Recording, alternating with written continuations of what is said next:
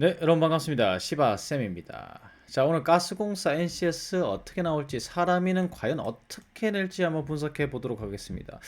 제가 코레일하고 그 다음에 한수원 예측해 드린 적이 있죠. 거의 99.9% 맞았습니다. 돗자리를 깐 거죠. 요번에도 돗자리를 한번 깔아 보겠습니다.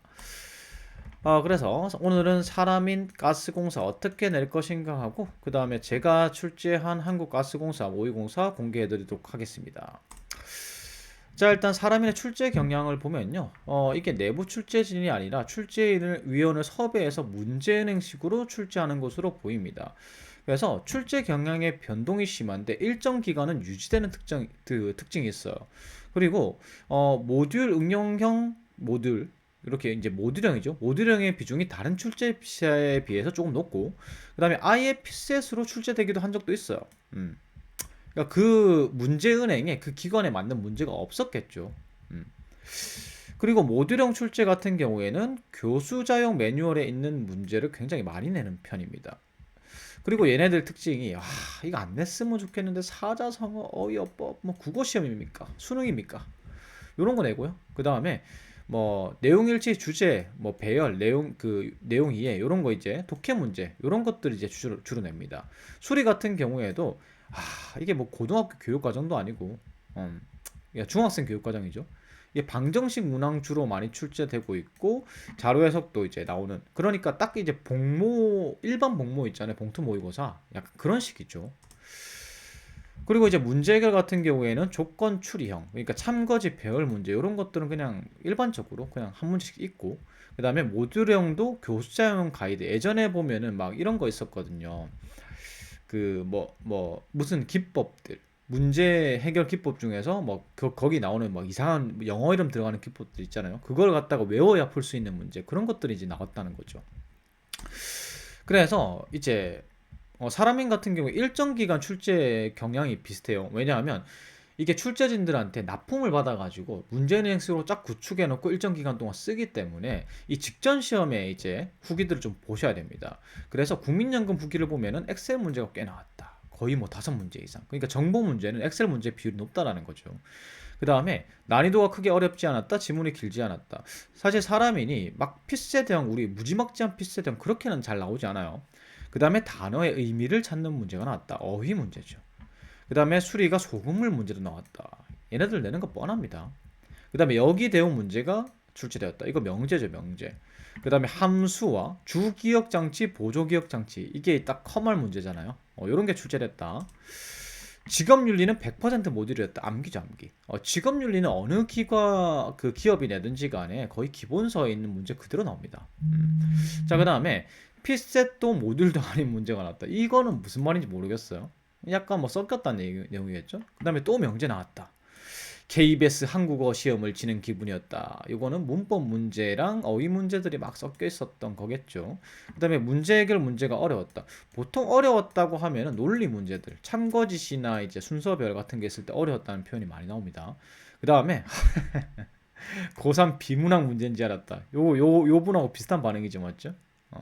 왜 수능 치는 느낌 나냐? 이게 비문학 문제도 많이 나오고 문법 문제도 많이 나오고 이러니까 그런 거예요. 전체적인 어떤 느낌인지 알겠죠. 그 다음 소프트 어퍼로치, 이게 이제 문제 해결 방식 뭐 이런 거죠. 하드 어프로치, 퍼실리테이션 이런 거 이제 외워야 이제 풀 수 있는 문제가 나왔다는 거고. 그다음에 명제 추론 참거지 도형까지 나왔다. 와, 요거 요즘 뭐 평행 사변형 사람이니 중학교 선생님을 구했나 봐요, 출제진으로. 그래가지고 무슨 구 구하는 거 나오고요. 이 부피 구하는 거 막 이런 거 나오고요. 아니 직업 기초 능력 평가잖아요. NCS잖아요. 구를 갖다가 아니 참. 왜 이러는 거예요, 얘네들? 왜 이걸 내는 거예요? 직업 기초 능력이잖아요. 국민연금 가서 도용 구할 일이 뭐가 있어요? 얘네들이 뭐 LH도 아니잖아요. 진짜 출제 대행사들 반성해야 됩니다, 이거. 직무 수행 능력, 그러니까 이거 직업 기초 능력이잖아요. 왜 이러는 걸까요, 얘네들? 그냥 이거 문제행식으로 해가지고 그러니까 자기들이 일인 거예요, 그냥 일.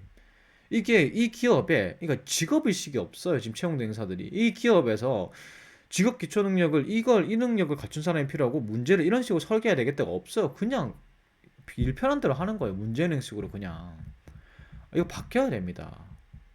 뭐 산인공이나 이런 데서는 왜 이걸 갖다가 문제를 안 거는지, 각 공공기관에서는 이걸 왜 문제를 안 거는지, 자기 회사의 출제가 이렇게 됐으면 도용이 나왔다는 얘기를 들으면 이거는 다시는 너희랑 못하겠다. 이게 나와야죠. 왜 이럽니까 이거?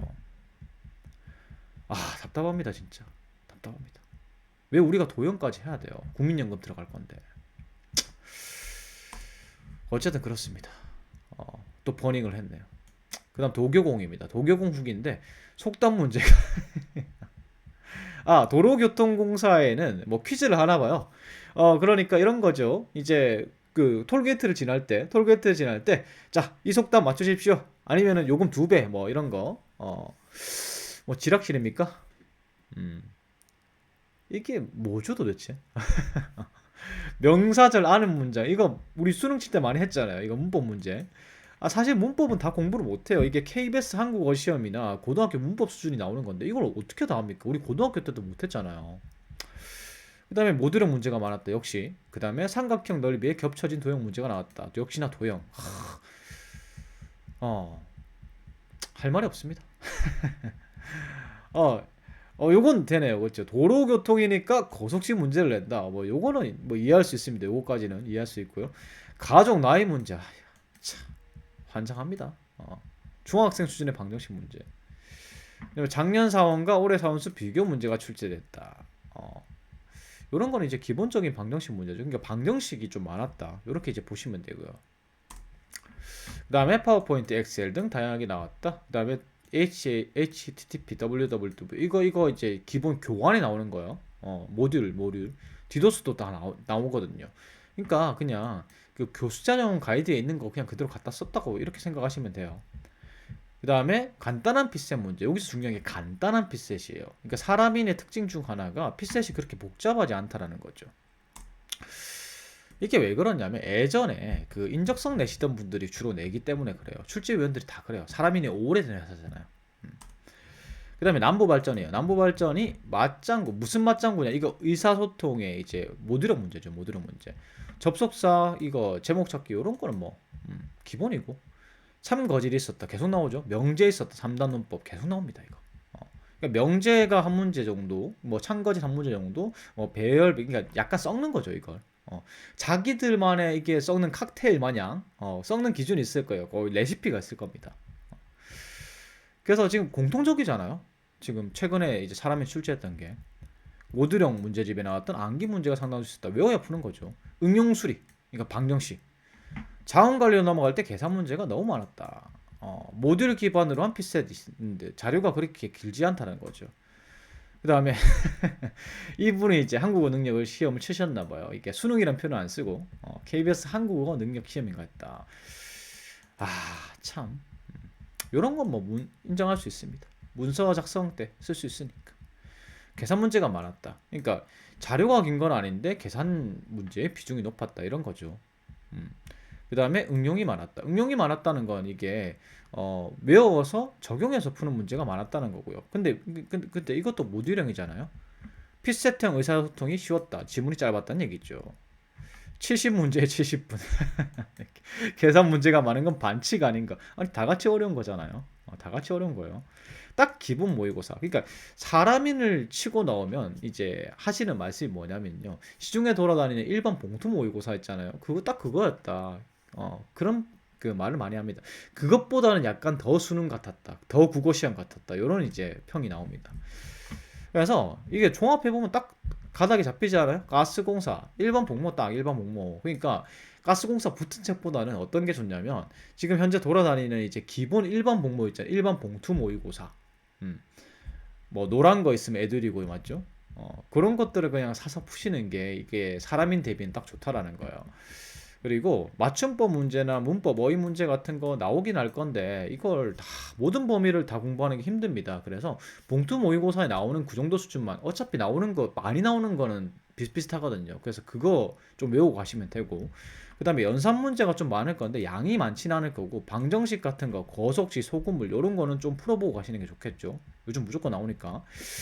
그다음에 연산 문제가 생각보다 많을 거다. 거의 연산 아니면은 응용수리 아니면은 필셋 짧은 거 아니면은 모듈일 겁니다. 문제 해결 같은 경우에는 스키랑 문제 나오겠죠. 제가 요거 영상 많이 올려드렸습니다. 명제 푸는 방법, 배열 푸는 방법, 참거지 푸는 방법 이거 다 올라와 있죠 제 영상에. 그래서 요것들은 반드시 풀어보고 가시고요. 한 문제씩 나온다고 하니까.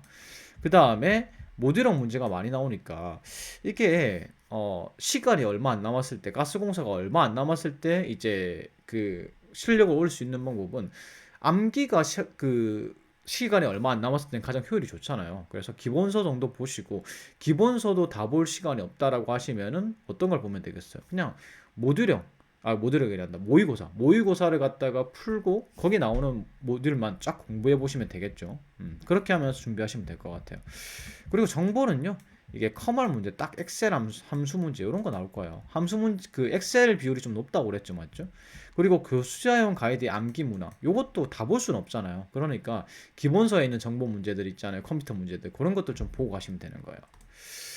자, 그래서 요게 지금 요런 게 이제 가스공사 출제 예상입니다. 그러니까 기간이 지금 얼마 안 남았으니까 요런 것들은 빨리 키울 수 있어요. 그 문제 푸는 방법이 딱 정해진 거니까. 그래서 문제 해결에 이제 푸는 방법들 좀 배우시고, 그 다음에 모의고사, 봉투 모의고사 정도 풀면서 거기에 나와 있는 빈출 모듈형 정도 외우시는 거. 그런 식으로 마지막 준비하시고, 그 다음에 제 글 중에서 또 그 커말, 그러니까 그 엑셀 함수 이제 어떻게 활용하는지 정리해둔 글 있죠. 빈출 함수 그거 정도 이제 공부하시고 가시면 되겠죠. 그래서 제가 이제 그 지금 가스공사 모의고사를 좀 이따 올릴 겁니다. 이 영상 보시고 나서 그 모의고사를 한번 풀어보시면 이 가스공사가 어떻게 출제될 거다 감이 오실 겁니다. 그거 보시면서 시험 전에 한번 마무리해 보시는 걸 추천드립니다. 어, 후기로 나중에 치시고 나서 제 예상이 맞았는지 안 맞았는지 한번 나중에 다시 오셔가지고 댓글 남겨주시면은 서로 도움이 되겠죠. 꼭 남겨주시길 바라겠습니다. 제 영상이 도움이 됐다면요 구독 좋아요 부탁드리겠습니다. 감사합니다.